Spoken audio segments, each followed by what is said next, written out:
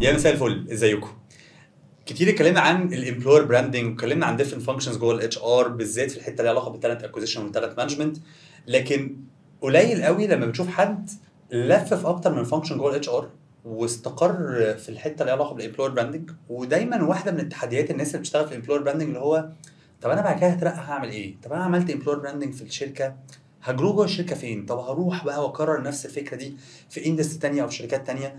بس انك بقى تشتغل في امبلوير براندنج مش بس على مصر، تشتغل على ريجن وتنجح في الريجن فتجو جلوبال، ده ليفل تاني خالص في الامبلوير براندنج. حابين نبدا نسمع هو ازاي نقدر ناخد الامبلوير براندنج ات جلوبال سكيل. فالنهارده منوراني ومشرفاني ياسمين يحيى، الجلوبال امبلوير براندنج هيد شنايدر الكتريك. ياسمين عندها خبره اكتر من 20 سنه في الاتش ار، لفت في حاجات مختلفه. هنسمع كل الرحله دي من ياسمين النهارده. ياسمين منورانا. بنورك. عامله ايه يا ياسمين؟ ازيك يا ليكي وحشه. وانت كمان. احنا من سيزون 1 Exactly. بنحاول نطلع مع بعض عشان كده انا اكسايتد محسودين، ويا رب ما نتحسدش بعد الحلقه. لا منورانا يا ياسمين والله. Thank Thanks so much والله for accepting the invitation. Of course. وانا متاكد النهارده هنطلع كده عظمه في الكلام. Yes. الاول خلينا نعرف الناس بياسمين عملتي ايه ولا 20 سنه اتش ار ما شاء الله، لفيتي في اماكن مختلفه، فعرفينا كده بياسمين. طيب I'll be very brief عشان هم طبعا اكتر من هم 23 سنه ما اعرفش امتى. بس انا ابتديت حياتي كريكروتر واي واز فيري لاكي ان انا ابتديت في امريكا في كولورادو. قعدت 2.5 سنين بريكروت اي تي كانديديتس to Fortune 1000 IT companies in the US. اوه نايس. فده اداني و I got certified as an IT recruiter هناك. نايس. وده اداني شويه كده سكيلز في الريكروتمنت. بصراحه I feel lucky ان انا ابتديت الكارير بتاعي بالشكل ده. وبعدين فضلت بقى مكمله ريكروتمنت، تالنت اكوزيشن، تالنت اتراكشن. حبه حلوين في حياتي كنت مركزه قوي على التالنت اكوزيشن اند تالنت اتراكشن. باي ديفولت كريكروتر يدو تالنت اتراكشن. وبعدين التطور الطبيعي لحاجه الساعه فابتديت اخد other functions. ركزت قوي على التالنت مانجمنت، انا بحبها جدا. بحس ان انا I add value to the people علشان امانج الكارير بتاعهم جوه الشركه. وركزت قوي على learning and development و I got certified as a trainer في 2011 and since then انا freelance corporate trainer جنب الشغل. نايس. اي حته بروحها بقول لهم يا جماعه this is my passion. انا I teach, I love teaching, I love helping out people. بحب اعلم الناس. It's something I like. فانا corporate trainer من 2011 وبعدين وصلت regional HR director في شركه اسمها كانتار. It's a multinational company بيعملوا market research. وكنت ماسكه ريجن ميدل ايسترن افريكا and then I joined شنايدر. انا دخلتها اتش ار اصلا، قعدت سنه واحده بس فيها ولعبت لعبه كده بحب دايما اقولها علشان I want to inspire other people to do the same. مصر ما كانش فيها employer branding function. انا دخلت قلت للفي بي اوف اتش ار ايه رايك تديوني اكسبوجر؟ انا يا عم لا عايزه منك فلوس زياده ولا عايزه منك اي حاجه خالص، اديني الاكسبوجر ده هلعب فيه. نايس. خدت الاكسبوجر. I did a great job obviously. فلقيت مكالمه، هو لقى مكالمه جايه من الريجن بيقولوا له احنا هناخدها من الاتش ار. اوه هنحطها ريجنال في الامبلوير. نايس. فمسكت ميدل ايسترن افريكا بعد مصر امبلوير براندنج and then الحمد لله السنه اللي فاتت I got promoted فبقيت I joined the global employer branding team. على فكره the first Arab in the global employer branding team. نايس. ايه ده ما شاء الله ما شاء الله. يعني ما شاء الله. احنا انا عارف ياسمين من سنين. انا اول في حاجات في الهيستوري اول مره اسمع عنها. فانت ابتديتي اللي النهارده بيسموه شويه تك ريكروتر. يس. وكنت سيرتيفايد فيها واشتغلت فيها في امريكا. يس. ولفيتي في الديفرنت فانكشنز واستقريتي دلوقتي في الامبلوير براندنج. وقلتي لي حته كانت مفاجاه انا بس عايز اقف عندها شويه، ان اصلا ما كانش في رول اصلا امبلوير براندنج في مصر. كان موجود في الريجن والجلوب وانت اللي اخترعتي ان عايزين نعمله في مصر. ودي قصه بحب قوي اقولها للناس دايما، انه يا جماعه لو مش لاقيين الحاجه اخلقوها. يعني لو مش لاقيين الفرصه اخلقوا الفرصه لنفسكم. نايس. مفيش شركه هتشوف حد بياد فاليو في حته والفاليو دي راجعه لحاجات فيري كور ان ذا بزنس ومش هيدوكوا الفرصه. نايس. واعتقد انه الجزء انت قلتيها انا فيري جود تيرم انا عايز الابوريت عليها اكتر، فكره الاكسبوجر. وما اعتقدش ان الفي بي اوف اتش ار كان هيوافق على الحته دي unless لو انا كان عندي شويه بيرفورمانس وايمج معينه بتقول له ان انا هعرف اعمل ده. يس. صح كده؟ يس. اوكي. وده الحته بتقولي دي بقى بارت اوف ماي انفلونس واريا اوف ماي كنترول، ان انا اقدر ابين اوري الفاليو، اوري الادد فاليو. نايس. ايه الادد فاليو لو انا خدت الاكسبوجر دي. وعايزين نقول برضو يا اكرم ان اكسبوجر حاجه من الحاجات اللي مش عندنا في الكالتشر في مصر. مش ناس كتير بتفكر في انه اخد اكسبوجر. كلمه اكسبوجر دي مش مشهوره في الشركات. اكسبوجر جنب شغلي، كاني بفولنتير بارت اوف ماي تايم خلاص عشان اعمل شغلانه. هي اكسترا افورت. الناس هنا في مصر بسمع كتير قوي بيقولوا ايه، بس انا كده هشتغل زياده. اوف كورس يو ويل، بس لو انت عايز تخلق لنفسك فرصه يو هاف تو ورك زياده. صح. فتاخد اكسبوجر. زي مثلا ترم تاني انا يعني ام هابي انه ابتدى يظهر شويه، هي المنتور في الشركات. اوكي صح. يعني كنا الاول لا مفيش حاجه اسمها منتور في شركه، لكن دلوقتي لا I always had a mentor. وفي شنايدر انا عندي منتورز مش منتور واحد. النهارده على ذات ليفل يو سيك منتورشيب جوه شنايدر. طبعا اوف كورس. نايس. انا فكرتيني بحاجه انا بقالي سنين كنت ناسيها لما انت قلتي النهارده اكسبوجر. كان عندنا تيرم في بي ان جي كان اسمه باي، بيرفورمانس ايمج اند اكسبوجر. انه الاكسبوجر بيفرق معاك ان انت تترقى، بيفرق معاك انه تبدا تتحرك وتاخد different rules عشان في performance لازم في image و perception بيتاخد عنك ان انت بتساعد ازاي وبتهلب ازاي وعندك دور فعال، والاكسبوجر ان كل ده يبقى باين بالظبط. نايس يعني ايه ده interesting very very interesting. طيب تعالي بقى نتكلم شويه بيزكس. احنا كذا حد اتكلم عن فكره امبلوير براندنج، بس انا عايز اديك ديبر شويه في الحته بتاعه الاستراتيجي اوف الاي في بي. كذا حد بيقول خد بالك الامبلوير براندنج بتبدا من الاي في بي، ان لازم يكون في امبلوي فاليو بروبوزيشن. ولازم يكون بيدي فاليو بروبوزيشن للامبلويز بتوعنا، ودي ما بتجيش كده ان احنا يلا بينا نديهم نعمل شويه نشترك في الجيم ونعمل كوفي كورنر مش عارف عامل ازاي وشويه الحاجات ايه الظريفه دي. لا ده في استراتيجي. ممكن تكلميني اكتر على الاستراتيجي؟ thank you for this question. وطبعا ناس كتير لما بتسمع كلمه employer branding بتفتكر حاجتين، البنفيتس اللي انت قلتها. فاحنا بنقعد نتكلم على البنفيتس. احنا عندنا كوفي كورنر وعندنا ماشي وريموت ورك سيت اب موجود خلاص. it's part of course of the strategy. however it's not the core خالص. it's not even no it's not the core. okay. الحاجه الثانيه الناس برضو لما بتسمع employer branding بتفتكر انه التيم اللي بينزل الامبلويمنت فيرز يقف في البوث. ماشي مش دول؟ لا مش دول. ده recruitment marketing. اوكي. it's not employer branding. interesting. yes. حلو. ده recruitment marketing. ايه الفرق؟ recruitment marketing هو ماركتير زيه زي الامبلوير براندنج، بس هدفه الاول والاخير انه يعين. اوكي. بس انا بشتغل قبليه لان انا هدفي الاول والاخير ان انا اتراكت. اوكي. so I pipeline for the recruiter. حلو ده. فنيلابوريت اكتر. ده انت قلتي حاجه كلام جميل قوي. الريكروتمنت ماركتنج هدفه الاساسي انه يعين. يس. الامبلوير براندنج هدفه انه اتراكت ويخلق التالنت سبلاي. مش بس بقى كده، ياتراكت يخلق التالنت سبلاي، يسبورت الكالتشر ويبقى ليه انفلونس على الكالتشر وشكل الكالتشر. and here comes the EVP. يس. وطبعا يبروموت الاي في بي and so on. وكمان يانفلونس ريتنشن. ايه احساسك لو انت شغال في شركه كل اصحابك بيقولوا لك الله يبختك يا اكرم الشركه دي انا نفسي اشتغل فيها؟ بقول لك ايه يا باشا، انا هبعت لك السي في ونبي زقها لي. صح. how do you feel؟ صح. خلاص. حتى لو جالك تريبل الباكج انت ستيل انت اتاتشد قوي للاحساس ده. you feel proud. فكره انك تسيب الشركه دي ما بتبقاش بيبقى قرار صعب جدا. exactly. انا فاكر كويس جدا مامتي وانا بسيب احدى الشركات هي بالنسبه لها انت هتسيب ازاي ومامتي ماليش مالهاش علاقه بقى مالتي ناشونالز مش هي بالنسبه لها شايفه حياه معينه بتحصل و benefits على culture على حاجات انا بتكلم عنها that I'm proud of جوه الشركه. فكانت هي بالنسبه لها انت هتمشي وتسيبها. بالظبط. ف this is how we influence retention as well. فحقيقي الفانكشن is very strategic. ناس كتير قوي مش فاهمه ان الموضوع كده. نايس. لا حلو. very very good start. طيب حلو قوي. تعالي نخش ديبر شويه.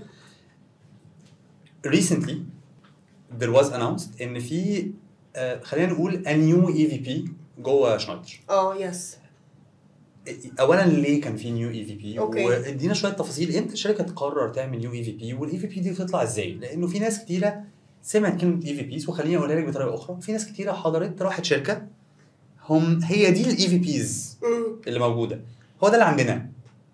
لكن اللي انا عارفه لا انت حضرتي جزء في الكرييشن كمان او في الاستراتيجي بتاعتك، فادينا تفاصيل اكتر هاو كان اي بيلد اصلا اي في بيز. اوكي طيب الامبلوي فاليو بروبوزيشن صح؟ value proposition to the employee. So a definition in the by the book for the EVP is it is the promise that you give to any potential candidate who is interested to work for the company about the working culture that they will find. ده في علم والله، في كلام يبان علم حلو كده. يعني الموضوع كبير صدقوني. ده بروميس، ده بروميس، وانا عايزه نحط مليون خط تحت بروميس. I promise you انك يا اكرم لو جيت اشتغلت في شنايدر هتلاقي الكالتشر دي. This is what you will find. This will be your employee experience. نايس. حلو. فده معناه حاجات كتير قوي. ده معناه ان انا عشان اطلع EVP لازم يطلع من جوه، مش حاجه انا I aspire to reach. مش انا نفسي ابقى شركه كذا كذا كذا. نو.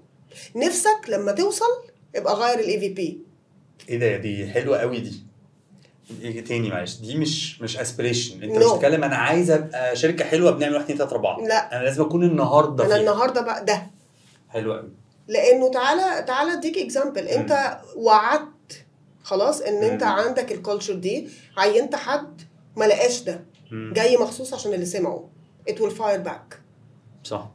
Okay, so for an authentic EVP it should be your current status, مش something that you aspire to reach.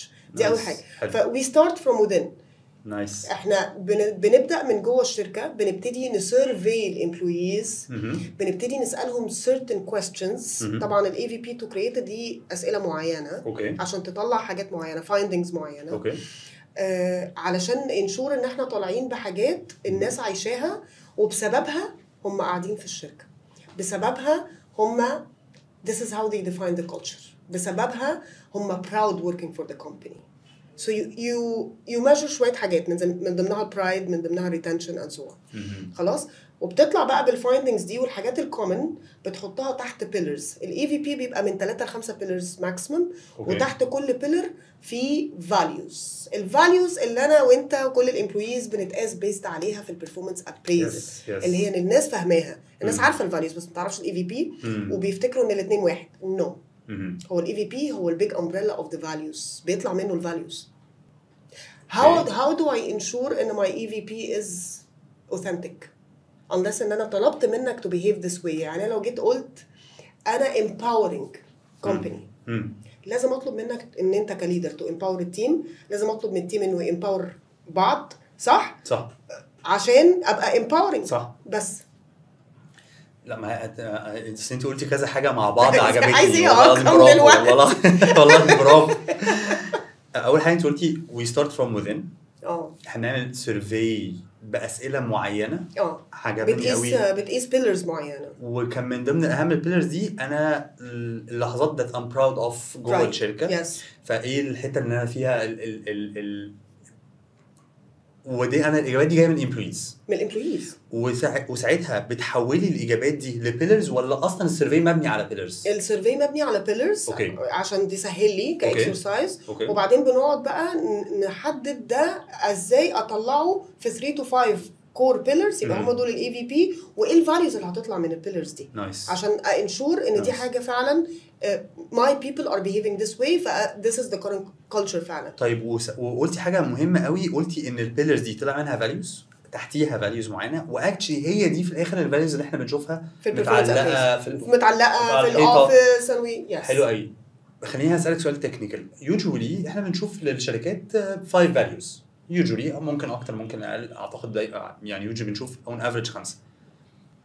هل البيلرز اللي انت قلتيها في الاي في بيز بتطلع مور فاليوز اند ذا كومباني سيلكت 5 هم دول الفاليوز اوف ذا كومباني؟ اوف كورس. اوكي. انت بيطلع لك حاجات كومن كتير قوي. في تيمز كتير قوي بتشترك في ان هي تقعد بقى على الترابيزه تحدد الكلام ده. حلو. انت سالتني عن شنايدر. ماشي. احنا for a very long time we had an EVP and we had of course a set of values بنتقاس عليها، من ضمنها empowering and that's why I gave you this example. خلاص. امتى بنغير الاي في بي؟ لما بيكون الكورنت بتاعي بقى more developed، انا بقيت اجمد. ايه ده؟ طب انا ليه مش بقول الستوري؟ I need to tell the story. So I need to change my EVP. فابتدي اسيرفي تاني واشوف هي الناس دلوقتي حاسه بايه مختلف. خلاص انا اجمد في ايه؟ اوكي. شنايدر الكتريك هم the number 1 sustainable company by corporate nights في 2025. we had to say the story of being the number one sustainable company in the world. In the world. في كل الاندستريز؟ في الاندستري بتاعتنا. في الاندستري بتاعت شنايدر. نمبر 1 في العالم. اوكي نايس. ماشي حاجه من الحاجات الاندستري بتاعتكم ما بقتش بس عشان بس الناس ممكن تنزلها شنايدر الكتريك كهرباء بس. كهرباء لا احنا انرجي مانجمنت. انرجي بشكل عام. لا احنا انرجي بشكل عام واحنا كمان وي كونسلت اون سستينابيلتي كمان. نايس اوف كورس. فاقصد انتوا هنا يو ار كومبيتنج مع شركات انرجي عملاقه. اكيد. نايس. فوي هاد تو تيل ذا ستوري. لما بتلاقي نفسك انت ديفلوبد والكالتشر بتاعتك بقت مور ماتيور او مور ديفلوبد او بقت اجمد زي ما احنا بنقول بقى بالسلانج. You need to work on your EVP. طب امتى healthy؟ عشان انا بشوف شركات كتير في مصر بتغير more often which is not healthy. انت كده you're confusing your employees and the potential candidates. الكتاب برضو بيقول انه كل 5 سنين اقدر الريفيو. انه كل 5 سنين انا ممكن جدا يبقى عندي تغيير. فانت لو انت بقالك اكتر من 5 سنين وما غيرش الاي في بيز في حاجه غلط. انت ليه مش بتتطور صح كده. ولو انت بتغير اقل من كده لا ففي خلينا نقول بالبلدي عشوائي ديستربنس بقى بالظبط. اوكي حلو قوي. طيب انت ذكرتي في النص كده ان في سواء كان في البيلرز او في السيرفي you engage different team members. فما assumption كان ده من different departments من جوه الشركه. مظبوط. اوكي. وديفرنت سينيورتيز يعني هل انت كمان بتبداي تاخدي في السيرفي ده؟ بس في السيرفي وي كونسيدر ديفرنت سينيورتيز. اوكي. التيم اللي بيقعد اون ذا تيبل علشان خلاص بقى بنفاينلايز هنطلع بقى لايف بالاي في بي لازم يبقى سينيور ليفل طبعا. اوكي. ولان في ناس كتيره من اللي اشتغل في امبلوير براندنج او سمع عنه متخيل الموضوع بيحصل. يعني دلوقتي انا كنت ليه قاعد بسالك كتير لان حاسس ان في بروسس وواضح ان البروسس دي زي كل شويه بتقول ايه الكتاب بيقول. فواضح ان في علم ورا الموضوع. مظبوط. ازاي ممكن اتعلم بروسس زي دي؟ يعني حد النهارده اتش ار اشتغل 5-6 سنين في تالنت اكوزيشن دلوقتي هو هيز اب تو عايز يشتغل في حته بتاعت الامبلوير براندنج. اتعلم بقى البروسس دي ازاي؟ طيب انا مش عايزه براج بس خليني اقول لك على حاجه. مفيش سيرتيفيكيشنز وكورسز كتيره في الامبلوير براندنج كعلم لان هو بقى امبلوير براندنج ريسنتلي باي ذا واي والامبورتنس بتاعته طلعت في 2020. انا I created my own course that is very very practical. حلو. يعني عارف اللي هو ستيب باي ستيب اللي هو احنا بنعمله حقيقي on the ground. نايس. وبدرسه من 2020. نايس. طيب انا كمان certified من يونيفرسال as an employer branding professional. طيب مين يونيفرسال؟ ايوه كنت لسه اقول لك بقى قبل ما تخشي في يعني هتشرحي لنا قولي لنا اول مين يونيفرسال لان انت قلتي حاجتين. انت قلتي يو ديفلوبد ا كورس دي حاجه حلوه عايزه اعرف اكتر تفاصيل عن الكورس. وقلتي ايه انا خدت في الكورس ده الجزء البراكتيكال وجبت البوك. فمين البوك؟ الجزء البراكتيكال هسمعه عنك اكتر بس هو البوك يونيفرسال انا خدت السيرتيفيكيشن بتاعتهم. هم من القلائل اللي عندهم سيرتيفيكيشن جلوبال. في ناس تانية في اسمهم امبلوير براندنج اكاديمي برضو ظراف وبيعملوا ايفنت كده جلوبال كل سنه. السنه دي عاملينه حتى في امستردام فبرضو الاكاديمي بتاعتهم كويس. يونيفرسال مين هم جلوبال امبلوير براندنج ايجنسي.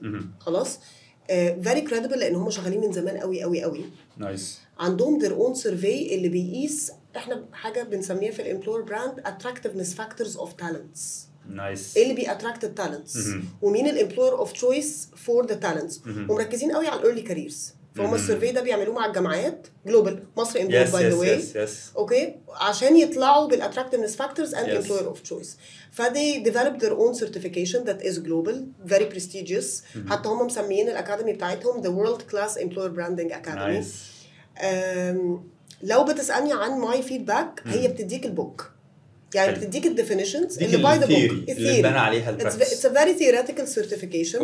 ما بيجيش يقول لك on the ground on the job انت هتعمل 1 2 3. هو بيقول لك العلم بيقول ايه. خلاص ف this is how I يعني did benefit من السيرتيفيكيشن. انا عرفت at least هو الساينس behind it ايه. الديفينيشنز اللي من different entities زي CIPD ولا ماشي ايه. اوكي and then لما اشتغلت بقى practically بايدي انا بقى اللي قدرت اطلع بشويه حاجات مش هتطلع في ثيوري. فهنا السؤال على طول هيجي في دماغ اي حد اشتغل في الحته دي من وجهه نظرك صح ان لو انا لسه عندي سنتين خبره اخش على طول على يونيفرسال ولا لا انت محتاج تبراكتس شويه قبل ما اروح ليونيفرسال؟ رايي مش بس يونيفرسال لاي جلوبال سيرتيفيكيشن لا نشتغل بايدينا الاول شويه. من وجهه نظرك قد ايه وقت؟ يعني 4 سنين مثلا، وابتدي افكر في جلوبال سيرتيفيكيشن. جربت براكتسز مختلفه ونجحت وفشلت حاجات قبل ما تروح تتعلم ادي بقى لنفسي كريديبيليتي، وادي لنفسي بقى يعني برستيج زي ما بنقول، واشوف الثيوري. بس الثيوري ده مش يعني لو انا خدته من الاول انا كاني ما عملتش حاجه يا اكرم. يعني بجد لو حد جونيور كان معاه، احنا يونيفرسال ما بتحطش يعني يوز اكسبيرينس. كان معانا ناس فريش جرادز خرجوا، لا هم ايوه هنعمل ايه بقى دلوقتي؟ ماشي. فايتس نوت ذا رايت تايم انه لو حد لسه بيبدا الفانكشن انه يخش جلوبال سيرتيفيكيشن زي دي. لازم البراكتيكال ورك الاول. حلو قوي. طب تعالي نمسك بقى جزء البراكتيكال. هتكلم عن اندستريز او فانكشنز مختلفه في البروجكت مانجمنت ولا في السبلاي تشين. كان دايما في سيرتيفيكيشنز عالميه بي ام بي وسي اس سي بي، وكان دايما لما حد بيجي يقول لي بقول له طيب بص، قبل ما تروح تاخد دي في بقى حد او ناس براكتيشنرز عملوا ورك شوب من 2 ل3 ل5 ديبندز. انت عارفه يحيى عرفه صديقتك عامل مثلا حاجه في سبلاي تشين، فكان دايما ماي ريكومنديشن روح خد الاول ورك شوب دي بالظبط في 2 3 5 ايام هتتعلم من حد براكتيشنر. فانت النهارده قلتي لي حاجه حلوه قوي، انت عامله كورس. انا عامله ده نايس. بياخد قد ايه وقت؟ يومين 2 فول دايز بنشتغل اون ذا جراوند. الناس بتبقى خارجه عامله استراتيجي، عامله بلان، محددين جولز، محددين ستيبس، ثم بيخرجوا بلاج اند بلاي.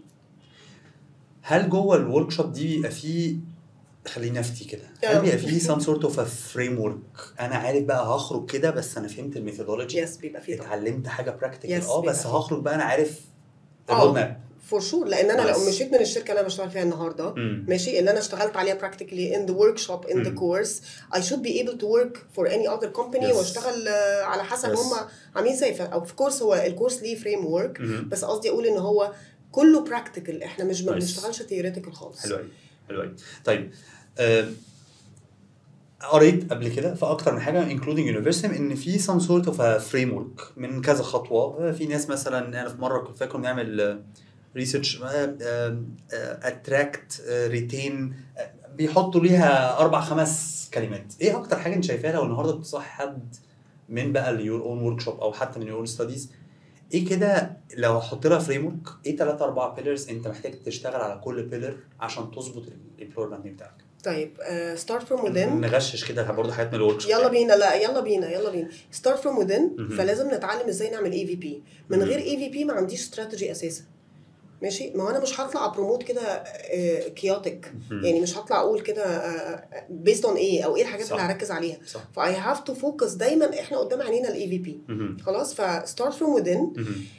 وتاني حاجه في start from within مش بس الAVP يا اكرم، collaborate with the HR. make sure ان انت عندك culture حلوه، ان انت عندك culture حقيقيه، ان انت فاهم السترينث بتاعت الكالتشر بتاعتك والحاجات اللي محتاج تشتغل عليها. عشان تقولي collaborate with the HR تقصدي اللي مسؤول عن employer branding يكولابوريت مع ال HR. مظبوط. اوكي يس. حلو.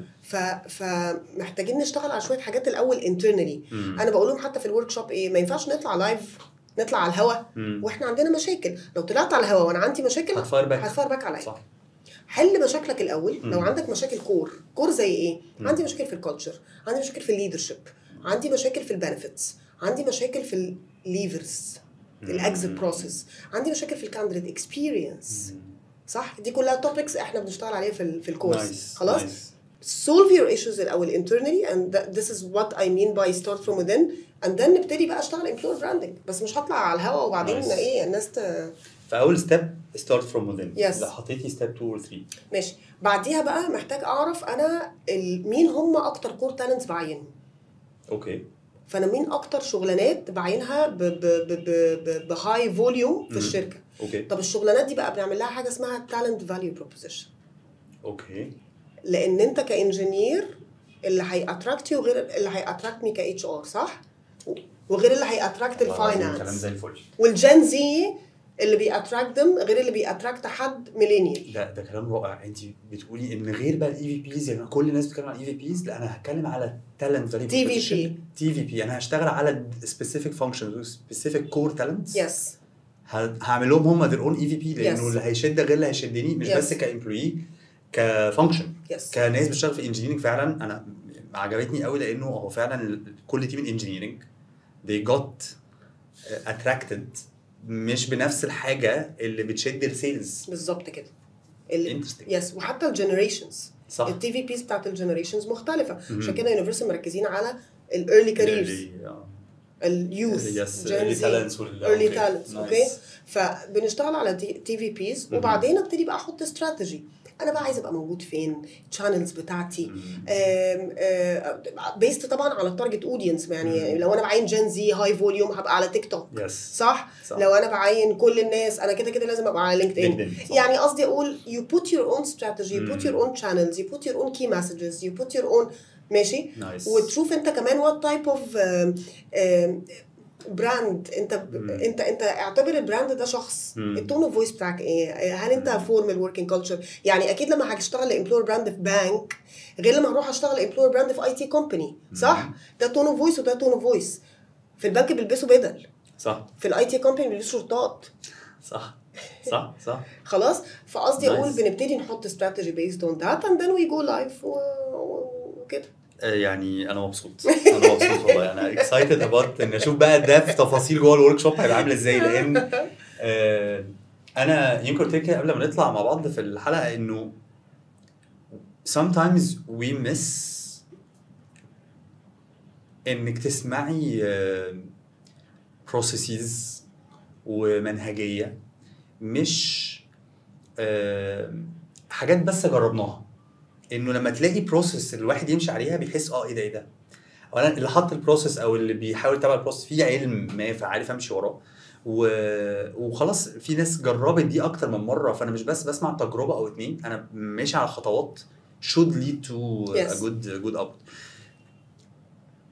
هسألك في حته انت قلتيها عجبتني قوي في اول ستيب خالص في ستارت فروم وذين قلتي خد بالك بقى انا ببص على كذا فاكتور جوه ستارت فروم وذين الليدرز الكانت اكسبيرينس الليدرشيب امبلوي اكسبيرينس جوه في حاجات من دي it will take time to fix وعلى طول وانت بتتكلمي I reflected حتى even واحنا شركه صغيره لا انا عندي حاجات من اللي انت قلتيها النهارده فعلا اخر مثلا 6 شهور بتحصل فيها turbulence فابتدت تأثر بس حاسس النهارده to fix ده it needs time فهل في حاجات فيها كويك فيكسز ولا لا هو اكرم هي عشان كده هي استراتيجي هي هتاخد وقت هي هتاخد وقت بس خليني اقول لك ان ده برضو ليه فيكس بقى كامبلوير براند ان انا مش هطلع اتكلم عن القصه اللي انت عندك فيها مشكله خلاص ما تقولش بقى ما تجيش جنبها لانه يعني داريها ما تجيش جنبها يعني it's not something to talk about خلاص دي حاجه until you fix it ماشي بس احنا بص انا بعتبر this is how I'm passionate about employer branding by the way انا بعتبر ان احنا اهم advisors and consultants to the company I consult the HR about the culture انا بروح اقول لهم انتوا عندكم الايشوز الفلانيه لازم تتحل عشان دي مؤثره على شغلي دي مؤثره يعني employer brand it's the company reputation as an employer reputation خلاص صح فحاجه من الحاجات اللي انا مثلا بشتغل عليها مع منتور دلوقتي is crisis comes what happens when a crisis مثلا حصلت تعمل ايه ازاي هتهندل communication كemployer brand في ناس كتير مش عارفه ان communication is part of the employer brand you communicate صح how do you communicate ف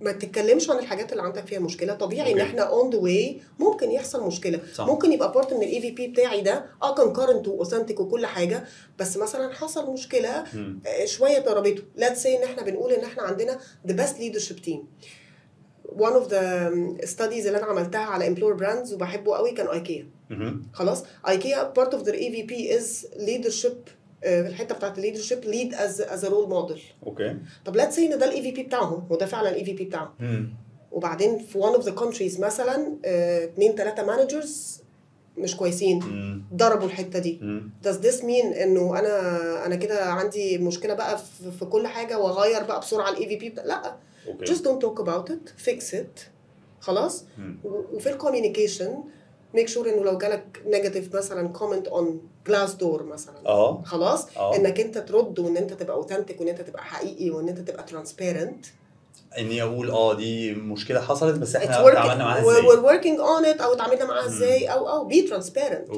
people are not stupid طبعا خلاص وكل الناس تتكلم مع بعض it's a word of mouth thing طبعا وخلاص until you fix it and you keep فانتي قلتي لا مش هتكلم عنها it will take time وانت while fixing ما تتكلمش عنها فتتفاداها تماما. ومش معنى ان الحته دي وقعت ان كل اف بيز محتاجه تغيير، لا ده it's a process it is a process yes. في النص اتكلمت دلوقتي عن جلاس دور. انت خلي بالك. انا مش عارف اقول الاسئله اللي محضرها. انت بتقولي لي حاجات بطلع من الاسئله اعمل ايه؟ You're abusing the chance. بتدي الجلاس دور فوكس وشايفه ان هو مهم وبيفرق قوي. جلاس دور اخر سنتين في الريجن بتاعنا وفي مصر او الكونتري بقى عليه فوكس عالي. زمان ما كانتش الناس بتبص على جلاس دور. لا الريبورتس بتقول ان مصر والريجن ميدل ايسترن افريكا they started to look at Glassdoor closely. ليه؟ بص يا عمر، بعد كوفيد شقلب الماركت وشقلب الفانكشن بتاعتنا دي خلاص. ليه؟ attractiveness factors اختلفت. قبل كوفيد كنت تسمع ويل بينج، كنت تسمع بيرن اوت، صح ولا لا؟ اوكي، فشقلب الاتراكتيفنس فاكتورز دي حاجه الثانيه people do not believe anymore. يعني في شركات في وقت كوفيد للاسف اتعاملت مع الامبلويز بشكل very negative. يا عم انا تعبان عيان هتنزل المكتب، يا عم انا قاعد لوحدي ابويا وامي كبار في السن هتنزل المكتب، ماشي. they didn't care about the people. فبالتالي الناس lost trust so they don't want to see any commercial content anymore من شركه. ما تقوليش انك جامد، I don't trust you. انا عايز الامبلوي بتاعك هو اللي يقول لي ان انت جامد. طب انا هشوف الكومنتس بتاعت الامبلوي منين او الليفرز اللي مشيوا. Glassdoor is one of the channels خلاص. فذاتس واي بقى عليها فوكس عالي، لانه الناس عايزه تشوف كلام حقيقي، عايز تسمع كلام حقيقي. Nice. So how you proactively deal with Glassdoor؟ يعني هل في حاجه that you put activities that you plan for go Glassdoor؟ لا طبعا، انت كل ما بتشتغل على الامبلوير براند بتاعك وبيبقى سترونج امبلوير براند، the culture is nice, people are happy، فالبيبل هم اللي هيتكلموا they go on. وهنا بتيجي ترم مهم قوي لازم نتكلم عنه بما انه we're educating people is advocacy and thought leadership. فانه people هم your advocates and thought leadership الليدرز كمان. ف it starts with you. if the employer brand is strong, culture is good, people will talk. انا مش محتاجه اقول لهم روحوا اعملوا ريتنج على جلاس دور، هم هيروحوا. واحنا كم البوستس اللي بنشوفها على لينكد ان of people who are proud working in their teams in their companies. اكيد يعني ما حدش راح قال لهم بقول لكم ايه روحوا حطوا الصور دي واتكلموا. لا دول ناس مبسوطه، دول ناس براود، عملوا حاجه شايفين ان الشركه مبسوطين يا جماعه، engaged. صح بس. طيب بما انك والله انت اللي بتفتحي الاسئله ماليش دعوه بقى اعمل ايه. تعالي ناخد حته بتاعت الثوت ليدرشيب. لان recently I guess او at least this is my observation اخر سنتين، اخر سنه بالذات ابتدى في ترند على السوشيال ميديا انه part of the employer branding بيحصل عن طريق thought leaders. مظبوط. ان leaders of the company ابتدوا يتكلموا more frequent وابتدوا يتكلموا عن cases، عن growth، عن vision، عن هل انت شايفه دي حاجه تنفع لكل الناس، لكل احجام الشركات؟ هل دي حاجه مهمه بتفرق؟ again do you proactively plan for it؟ I do proactively plan for it and I teach it in the course. How do we plan for advocacy and thought leadership؟ لأنها لازم تبقى very organized. لازم الناس دي تبقى very educated about the EVP and the culture. They know what to say and what not to say. They help us with the change if we want to change. They are culture champions. خلاص they're with me in every single step. انا ما بنزلش employment fair من غير بعض منهم، انا ما بروحش career event من غير بعض منهم. I put them on the stage and I get them public speaking opportunities. انا يعني الناس دي ليها their own process. of course it is I proactively work with my advocates and thought leaders. وانا حتى البروجرام ده انا كنت ماسكاه في شنايدر قبل ما اترقى جلوبال. يعني انا كنت ماسكاه جلوبال كاكسبوجر از ويل قبل ما اترقى جلوبال من ريجنال لجلوبال. Thought leadership is important for everyone, all companies, regardless the size. ليه؟ عشان people make decisions based on emotions, not based on facts. If I like you as a person, I will work with you.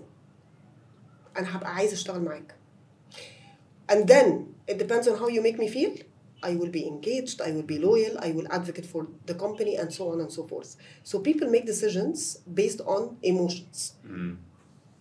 فلو أنا دلوقتي كل الليدرز بتوعي خلاص they created this emotional interaction with the target audience اللي هم potential candidates. ايه اللي هيحصل؟ It will reflect انه more talents هتقدم عندي صح؟ reputation صح ولا لا؟ صح. بس it's very important. فحتى لو على سايز ستارت اب قصة نجاح السي او او الفاوندر خلاص it can inspire me ان انا عايز اشتغل مع الراجل ده. الراجل ده جامد. ايه التفكير الجامد ده؟ انا عايز ابقى بارت من السكسس والجروث ده صح ولا لا؟ صح. طب دي ستارت اب. طب لو مالتي ناشونال عندنا بقى تيم اوف مثلا 15 20 ليدر صح. they need to build this emotional relationship with the target audience. عندنا في مصر example ناجح جدا شلباي بتاع بيبسيكو. طبعا وفرق بشكل غير عادي اعتقد.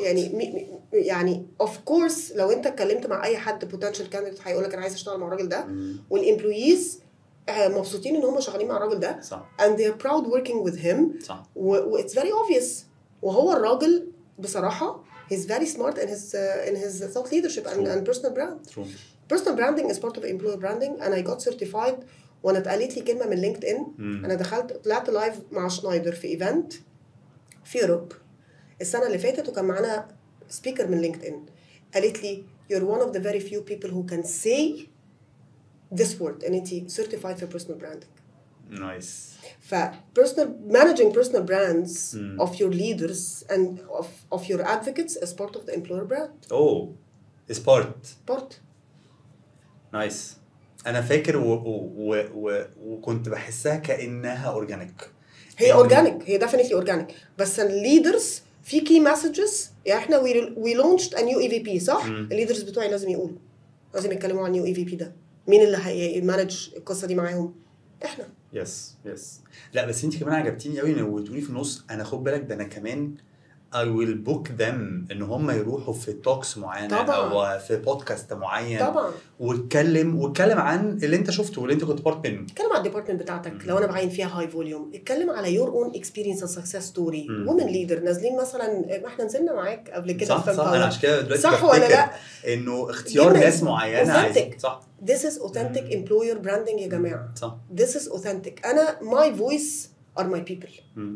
انا اصلا كياسمين انا طلعت في 2023 قلت لشنايدر يا جماعه انا ههيومنايز وبعدين اكتشفت انها ترندي بقى بعديها بكام سنه. I swear to God يا جماعه انا ههيومنايز my employer brand. انا فاكره انه في الاستراتيجي ميتنج ده كله ايه ده we like the word a lot. قلت لهم انا مش عايزه اكرييت فيديو باي ان ايجنسي وبرودكشن. انا مش عايزه اعمل كده. انا عايزه organic videos human videos my people talk. احنا عايزين نعمل الامبلوير براند ده human. نايس حلو قوي. طيب هرجع للاسئله اللي انا محضرها بقى. انتوا عايزين مني ايه؟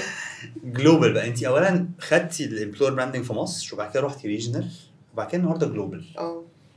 قصه سعادتك دي. شكرا. لان يعني الموضوع صعب. انا فاهمه مصر فاهمه التالنت اللي في مصر فاهمه التشالنجز فاهمه الكومبيتيشن. ريجن لا كومبيتيشن مختلفه تالنت مختلفه كالتشرز مختلفه كونتكست مختلف. فعملتي ايه بقى؟ انا حبيت الريجن بتاعنا ده قوي على فكره بجد. والله الريجن كان اتس فيري كومبلكس. كان معايا تركيا كان معايا الامارات كان معايا السعوديه كان معايا مصر. ده انت كمان معاكي GCC وانت مش بس افريكا. اوكي نايس. كان معايا ساوث افريكا فور شور. نايس. ايه بقى ساوث افريكا تحت وGCC فوق وتركيا. you need to study talent attraction strategies بتاعت كل country والattractiveness factors بتاعت التالنتس اللي انت بتعين فيها high volume في كل country. لان هم surprisingly مختلفين and it depends on حال البلد عامل ازاي. يعني لو جينا النهارده قلنا بلد country عندها مشكله مثلا inflation then the optimum would be ان انا اتكلم على benefits و financial packages و how do we support the employees financially. صح؟ انما لو بلد تانية ما عندهاش المشكله دي. الامارات ما عندهاش المشكله دي خلاص. في الوقت اللي انا كنت فيه ما فيش ما بنتكلمش على الحته دي خالص في دبي. بس مثلا they're so مثلا ambitious towards technology. ماشي ال newest trends. اوكي so you need to تشوف انت عندك ايه في الكالتشر. تاني it's authentic. انت عندك ايه موجود في الكالتشر من الاتراكتيفنس فاكتورز بتاعت البلد and then you focus your communications and your promotions and employer branding campaigns on this. اوكي خلاص. طب هل ده معناه ان الاي في بيز ممكن تختلف؟ لا الاي في بي از يور بيج امبريلا. الشركه كلها من احنا امباورنج صح؟ ليتس سي نفس الاكزامبل اللي احنا اديناه الاول. اي في بي انا امباورنج صح؟ بس الديفينيشن امباورنج دي بقى احنا بنسميها اتريبيوتس. بنسميه الديفينيشن بتاع امباورنج في كل كونتري ممكن اتكلم عنه ديفرنتلي. ساوث افريكا دي امباور مين؟ ويمن اكتر حاجه. خلاص دي امباور مين؟ اللوكال كلتشر اللوكالز اكتر حاجه. سو يو نيد تو تيك الانجل دي من امباورنج وتتكلم عنها بس انت ستيل امباورنج. هاو دو يو امباور بقى؟ نايس. زي ما انت قلت فالاتريبيوتس هتختلف لكن الاي في بيز نفسها مش هتختلف. اي في بي از ذا سيم but you don't trade your AVP. وده نفس اللي انت قلتي لما اتكلمتي عن التي في بي ان هي برضو اتريبيوتس هتختلف مش الاي في بي مش الاي في بي. يس نايس حلو قوي. فحلو فانت بتروحي تذاكري كل بلد وتبداي تشوفي الاتريبيوتس هتختلف على حسب كل بلد ازاي. احنا لازم نذاكر كل بلد. لازم نعمل فيزيتس لليونيفرسيتيز في كل بلد. انا عملت فيزيتس لليونيفرسيتيز. لازم نعرف مين ايجنسيز ممكن تساعدنا بسيرفيز. خلاص تجيب لنا مثلا insights about الكونتريز التالنتس اللي في الكونتريز دي. لازم نتكلم مع recruitment agencies تدينا insights هم بيسمعوا ايه من الانترفيوز. لازم نعمل انترفيوز وجروب فوكس جروبس مع الامبلويز بتوعنا في كل كونتري. نايس. نعرف منهم هم ايه اللي عاجبهم في الكالتشر ايه اللي مقعدهم ايه what they're proud of and so on. ماشي. لازم نبقى بنشتغل closely مع الاتش ار ديبارتمنتس بتاعت كل كونتري عشان برضو نفهم هم استراتيجي بتاعتهم ايه بيعينوا هاي فوليوم في انهي جوبز نبايبلاين فين.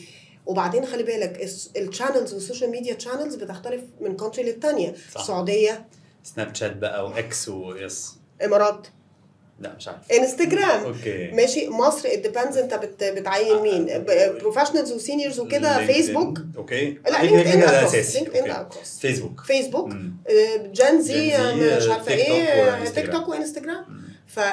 بس كل بلد ليها الشانل بتاعتها. يعني عايزه اقول لك السعوديه هم مش موجودين اني وير غير سناب شات. مش معقول. مش شافوش حاجه على اسمها فيسبوك. لا واكس مفيش. انا من اكس بس هناك سناب شات واكس طبعا قبل ما يبقى اكس يعني. بالظبط. channels are different and you need to educate yourself about this as well. عشان كده بقول لك يعني we speak مثلا مع digital marketing agencies بنتكلم معاهم يدونا الانسايتس دي and so on. كنت لسه اسالك بقى سؤال له علاقه بالديجيتال ماركتنج لانه كتير انت قلتي مجموعه من الستبس من اول ستارت فروم within لغايه بقى اختيار الكي مسجز اللي هتنزل على different channels وهبروموت الاي في بيز بتاعتي بشكل عامل ازاي. different channels معناها بوستس كتيره وبتابع فولورز وبتابع كومنتس. همانج ده عن طريق ايجنسي ولا بيبقى عندك حد ان هاوس؟ It depends on the size of the company. انا بتسأل السؤال ده كتير قوي في الورك شوب عشان كده بضحك. It depends on the size. احنا عندنا في شنايدر we do have our own team for sure.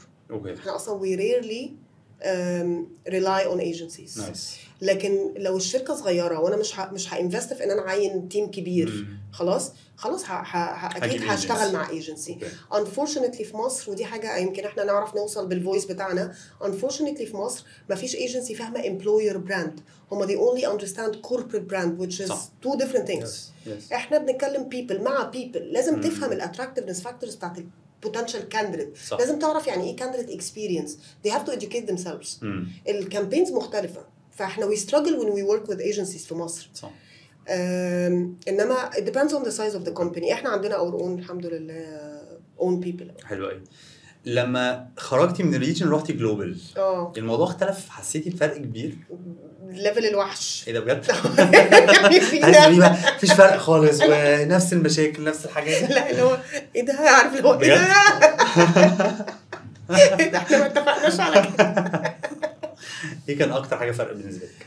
بص يعني اولا الكالتشرز مختلفه تماما من ريجن للتاني. يعني لو احنا بنتكلم على يوروب غير لما بنتكلم على يو اس غير لما بنتكلم على استراليا غير لما صح الكالتشرز مختلفه تماما. فاكوردنجلي الاتراكتفنس فاكتورز مختلفه، التون اوف فويس على فكره والطريقه اللي بنتكلم بيها والطريقه اللي بنكوميونيكيت بيها مختلفه، الشانلز مختلفه. الشانلز مختلفه دي بقى قوي. لا دي قوي عايز اقول لك الشانلز مختلفه. الشانلز مختلفه قوي بقى، لان احنا بندخل اكتر اوف لاين في اماكن. يعني مثلا the US هم partnerships بس. you partner مع universities, you partner مع other companies, you partner مع other entities, you partner مع government initiatives. partnerships اكتر حاجه. مع ان في الاخر partnerships اكيد بنعملها برضو لوكالي، بس واضح ان بتقولي لا هو انت بتعملها لوكالي بس الويت بتاعها عالي هناك، عالي قوي قوي interesting قوي interesting من اكتر الحاجات. فلا الدايفرستي اوف بقى الدايفرستي اوف الحاجات اللي ممكن تتعمل من ريجن للتاني، بالبرايورتيز كمان بتاعت كل ريجن، بالكالتشرال تشالنجز.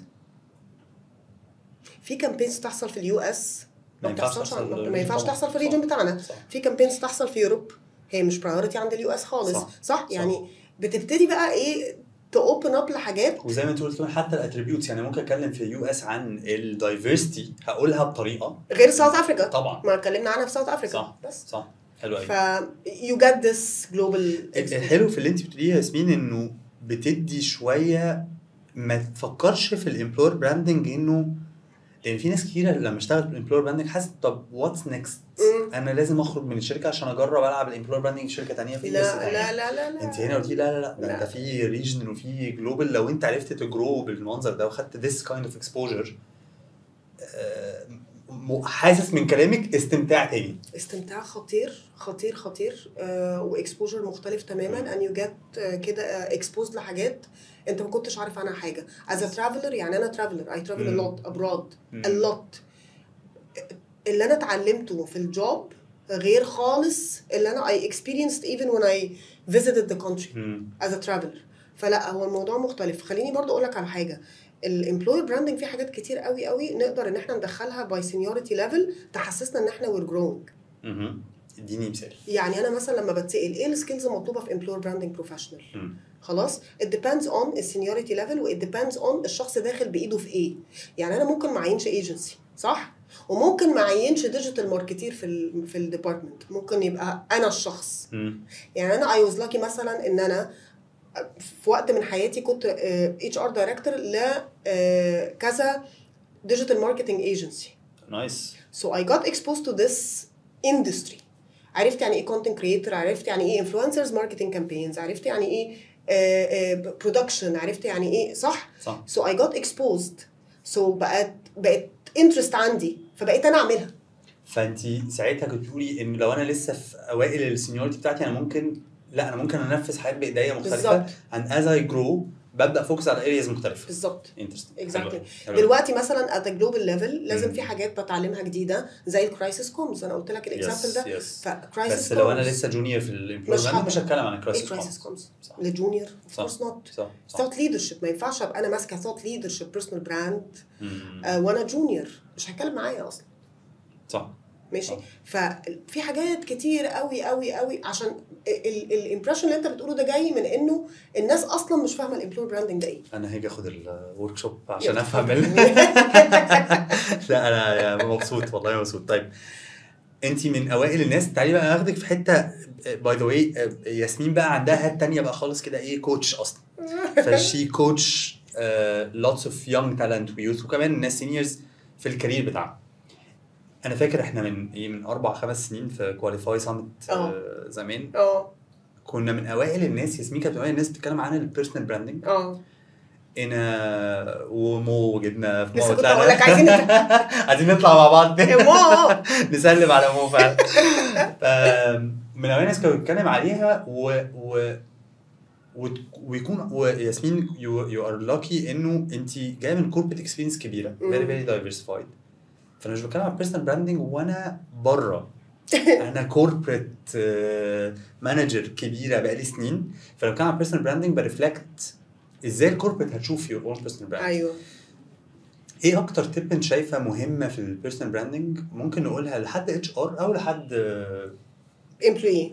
طيب لحد اتش ار من فضلكم بعد اذنكم let your people talk on LinkedIn. اوكي. It's for your own benefit. والله العظيم والله العظيم انا بسمع قصص حزينه يعني. والله وانا يعني حزن نسمع حزن. انا والله انا اعرف واحد في شركه كبيره مشي بسبب موقف ده. روحوا يقولوا له انت ليه اكتف على لينكد ان؟ هو انت بتدور على شغل على ولا ايه؟ بالظبط. انت عارف نفس الشخص ولا ايه؟ لا بس هو ده، ما انا بسمع نفس الستوريز. وبعدين تسمع بقى الناس تيجي تاخد معايا مثلا الورك شوب من الحته بتاعه الادفوكسي واحنا بنشرحها يقول لك ايه، طب ما هيتعمل لهم هيد هانتنج من الكومبيتيشن. على فكره هو لو هيتعمل له هيد هانتنج عشان هو مش مبسوط هيتعمل له هيد هانتنج حتى وهو قاعد ساكت. يعني الموضوع مش خالص. اصل ده نفس الماث بتاعت ايه ده، انا هديهم تريننج هيبقوا اشطر هيمشوا. انت بتقول ايه؟ انت بتقول ايه؟ انت بتقول ايه؟ بالظبط. فبليز يا جماعه ال HR people please let your people talk. It's for your own benefit. It's an organic positive reputation. هتساعد التالنت اكوزيشن تيم. الناس هتبقى عايزه تيجي تابلاي وهتبقى عايزه تيجي تشتغل معاكم من غير ما انتوا تعملوا افورت كبير. سو بليز ليت يور بيبل توك، لانه كمان بيعلي الريتنشن وبيعلي الانجيجمنت. صح. فدي حاجه. طيب الحاجه الثانيه بقى للامبلويز، ذا توب تيب عايز يبقى عندك بيرسونال براند قوي، تبقى اكتف على لينكد ان من غير ما تتضر. ايوه فكر وات حلوه كلمه من غير ما تتضر دي. عشان احنا مصر انا فاهمه الكلام كويس قوي. يس فكر كويس قوي what's in it for the company. لو انت وريتهم ال added value of you being very active on LinkedIn and having a personal brand قوي، خلاص هيبتدوا يساعدوك، هيبتدوا يفهموا، هيبتدوا to encourage you، هيسيبوك، مش هيعملوا مشاكل.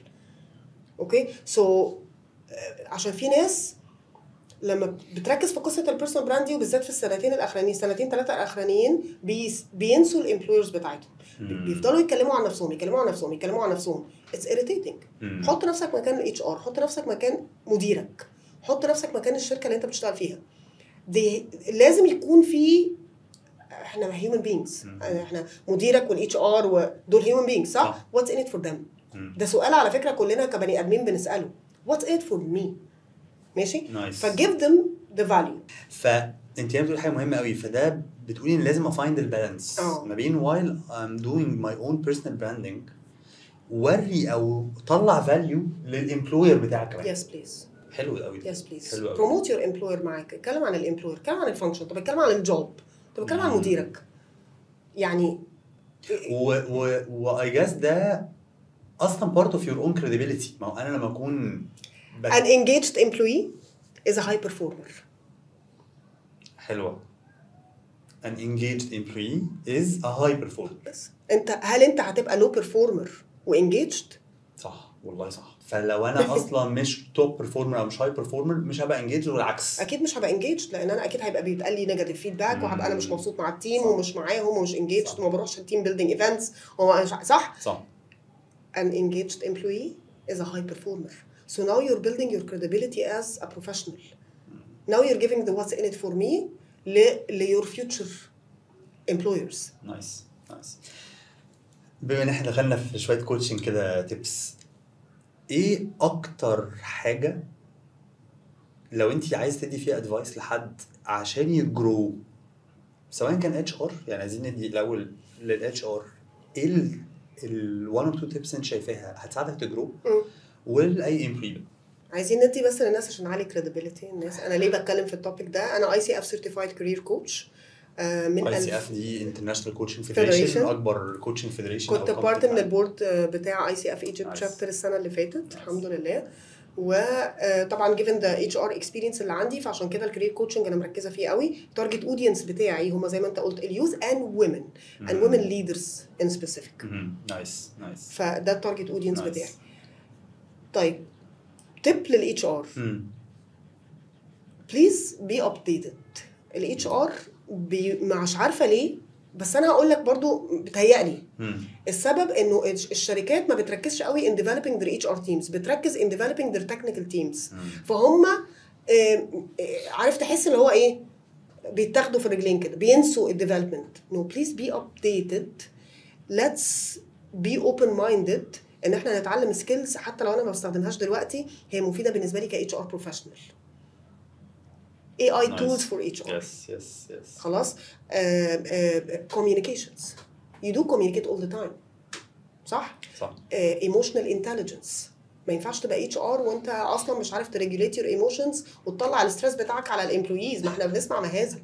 صح. سو بليز يعني develop yourself and update yourself. نايس. دي اكتر حاجه. اعتقد دلوقتي فكره ان انت مش بتستخدم اي تولز حتى جوه الاتش ار. انا عايز اقول لك النهارده الصبح I was surprised حد معانا في التيم عملت لنا كاستم جي بي تي على حاجات الاتش ار وابتدت تخلق ايجنت. لو هنسال عايز تدور حاجه في الميديكال انشورنس خش على الجي بي تي دي هتجاوبك.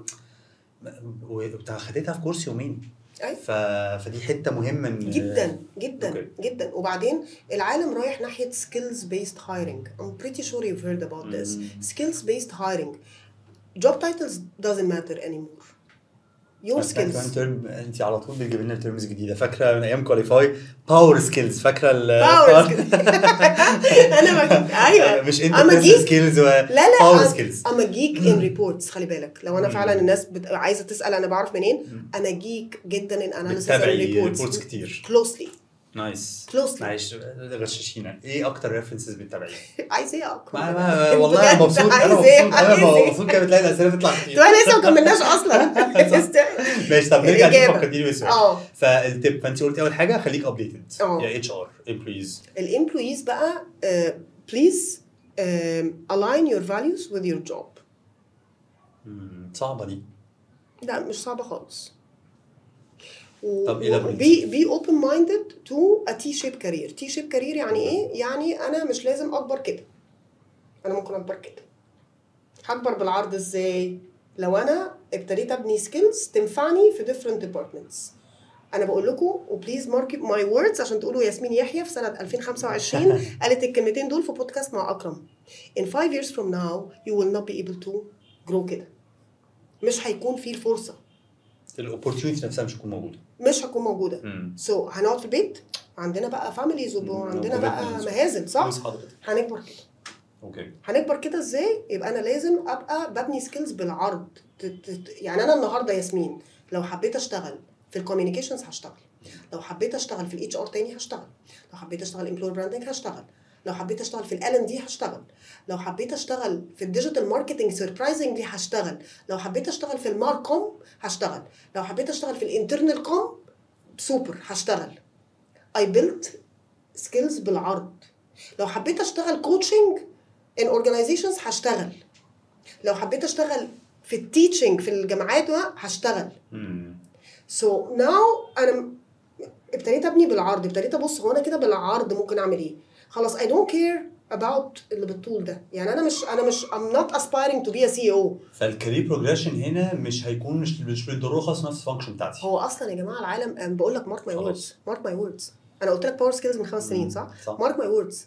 الناس مش هتبقى عندها اوبورتيونيتي تكبر كده. لازم نبتدي نوسع بقى دماغنا شويه. لما شركتك تيجي تعرض عليك this is very important tip.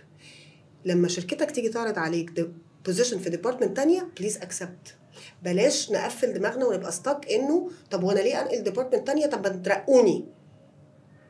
ما تقفلوش على نفسكم يا جماعه. لا انقل ديبارتمنت تانية واتعلم نيو سكيلز واكسبيرينس في ديبارتمنت تانية. نايس. عشان ما ننساوش بس ريفرنسز بتقري. بص يعني مثلا كورن فاري مثلا انا بحبهم. فوربس انا بحبهم. CIPD انا بحبهم. انا اي انفست بصراحه يا اكرم. اي باي ا لوت اوف ماني فور ريبورتس. مش بس الحاجات اللي بتيجي مش الحاجات الفري يا جماعه. مش الارتكلز كده اللي بنشوفها. لا انفست واشتري. اي دو باي فور ريبورتس. الحاجات البيد لانها بتديني انسايتس بصراحه. انا بقدر ابقى شايفه الفيوتشر شايفه الترندز شايفه بتنفعني مش بس في الامبلوير براندنج اكيد بتنفعني كبني ادم. انا تو مانج ماي اون كارير ابقى فاهمه العالم حواليا بيحصل فيه ايه. من افضل الاسئله اللي بحب اسالها باي ذا اند الحلقه ده ما سابنيش. انتوا خليكم بس ها ركزوا ما سابنيش. اتفضل حضرتك. your story your insights من your own story بقى في كل السنين اللي فاتت دي اكتر 1 or 2 insights. عارفه اللي هو انا لو رجع بيا الزمن كنت هعمل كذا او كذا. او انا بقى من الزمن ده بقول لكم خدوا بالكم من كذا وكذا. listen to your gut. انا الجات بتاعي قال لي براندنج من قبل ما اركز في الامبلوير براندنج. كنت بلاقي نفسي ايه رايحه ناحيه الكونتنت. وانا اتش ار دايركتور لديجيتال ايجنسي. او ماي جودنس اي هاد ذا بيست تايم ان ماي لايف. انا قاعده جنبهم فاهم بعمل جوب شادوينج. انت فاهم بجد. listen to your gut feeling. الحاجه اللي انتوا حاسين ان انتوا interested قوي فيها, you're shining, you're motivated to learn about it, فوكسوا عليها عشان هو ده اللي هيخلي الواحد وهو شغال. احنا بنقضي وقت في الشغل اكتر بكتير ما بنقضي وقت في البيرسونال لايف. هو ده اللي هيخليك اوثنتيك ومختلف. ده كان المفروض يبقى اخر سؤال بس انتي استفزتيني. اسال سؤال اخير كمان. اوقات لما بمشي على الجات ده بتحصل it happens خيشت. ايه المشكله؟ والله عشان في ناس وكبار وسينيورز و a friend of mine 13 سنه في مالتي ناشونال ضخمه في الكويت وخد قرار وهرجع مصر ورجع على مالتي ناشونال كبيره وحصل ظروف وقت الكورونا ومشي. من بعديها والدنيا هو حاسس ان هو انا خدت القرار ده وهو دلوقتي حاسس انه ندمان. as a coach بقى. growth happens in outside your comfort zone. اوكي. انا كنت واحده من الناس اللي مستحيل اشتغل بره مصر. اقعد في بلد بره مصر. وبعدين زقيت نفسي كده. بقيت اي رميتي نفسك. رميت نفسي اي كونتراكت كده في بلد. جربت الكونتراكتس في الاول. صح. يلا روحي.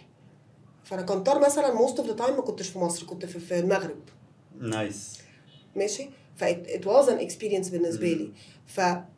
growth happens outside of your comfort zone. بلاش يا جماعه. انت عارف اقول لك, طب بقول لك على حاجه ثانيه بما اننا ايه millennials. ماشي. give your kids a story, an exciting story to tell. انا بنتي inspired and very proud of me عشان I have lots of stories to tell her. انا لما سافرت عملت كذا ولما فشلت وطلعت وهي على فكره failure is part of your growth. Yes. It's part of your personality. Yes. give your kids حتى لو future kids an inspiring story to tell. حلو دي. يعني مقولة رائعة تو كلوز الحلقة. ياسمين نورتيني والله بجد نورتيني تطحنتني. لا بس انا بجد انا على طول بقول الحتة دي. انا ببقى مبسوط قوي في الحلقات اللي بيبقى فيها بروسيس وعلم وريفرنسز. فبجد النهارده يو انريتشد مي, فانا مبسوط والله. ثانك يو سو ماتش. انا دايما زي ما قلت لك قبل الحلقه I feel proud and lucky انه انا lucky في الكارير بتاعي ان انا I got exposed للحاجات دي. ولما بقول ان انا expert it comes from فعلا يعني truth. نايس نورتينا وشرفتينا. ثانك يو سو ماتش. نشوفك في حلقات اخرى واماكن اخرى وظروف اخرى وكل حاجه. بلاد اخرى صح سيتيز اخرى كمان. ثانك سو ماتش. ثانك يو ليكم يا شباب. ويعني اتمنى بجد يكون انا كتير بحب اعلق ده في الاخر انه بجد في حاجات اتقالت, ولو حد من اللي سمع الحلقه او بيشوف الحلقه في كلام بالنسبه له جديد ارجعوا اعملوا ريسيرش. مين يونيفرسال, مين ICF, في شويه كوتس ياسمين كانت بتقولها كده عادي. لا انا الكوتس دي محتاجه ارجع ابص عليها وريسيرش عليها واقرا عنها ارتكلز. قالت ريفرنسز حلوه قوي لاماكن بتشتري منها ريبورتس وبتشتري منها ارتكلز وبتشتري منها حاجات. شوف ايه كون فير, ايه مين دي يعني. دي اتقال كده في النص. فلو انت في الاتش ار وما سمعتش قبل كده عن كون فيري في مشكله, لان دي كان عملاق. لا طب قالت CIPD, مين CIPD؟ الحاجات دي بجد قيمه. فيعني انا النهارده كنت سعيد ان انا مع ياسمين, واتمنى ان تكونوا اتبسطتوا زي ما انا مبسوط. نشوفكم ان شاء الله في الحلقه الجايه. شكرا لكم.